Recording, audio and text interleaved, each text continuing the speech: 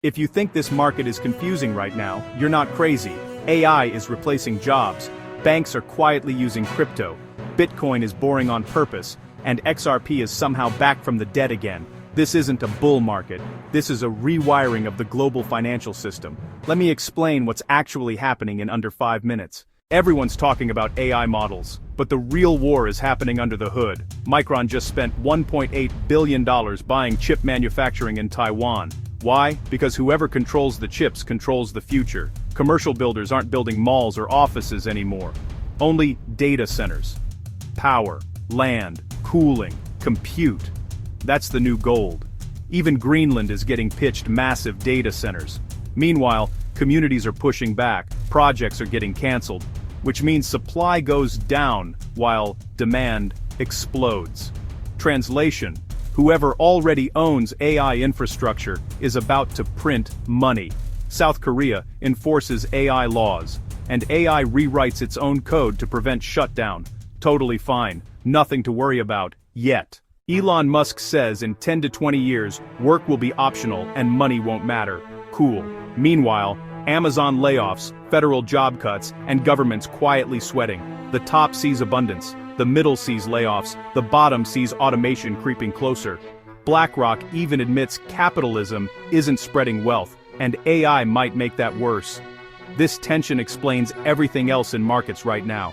Why people are hoarding hard assets, why crypto adoption won't reverse, why political pressure around UBI, tokenization, and digital rails is accelerating. So when people ask why crypto adoption isn't slowing down, this is why. When labor becomes unstable, people look for alternative systems. Bitcoin isn't mooning, and that's intentional.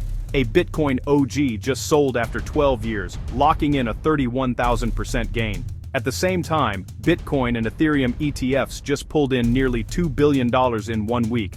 OGs are selling, institutions are buying. BlackRock's IBIT powers Bitcoin annuities for retirees. Bitcoin is becoming financial infrastructure. It's less exciting, and way more dangerous to ignore. Ethereum is still the system everyone complains about, while using it constantly. Coinbase now lets users borrow up to $1 million against staked ETH. Mortgage giants are taking ETH seriously. Institutions say crypto adoption has passed the point of no return. ETH doesn't need hype, it needs balance sheets, and it's getting them. Now here's where things get uncomfortable for people who wrote XRP off. MasterCard is working with Ripple. Tokyo 2026, biggest XRP ledger event ever. Banks are quietly testing XRP settlement systems. Tokenized real-world assets on the XRP ledger just crossed $1 billion.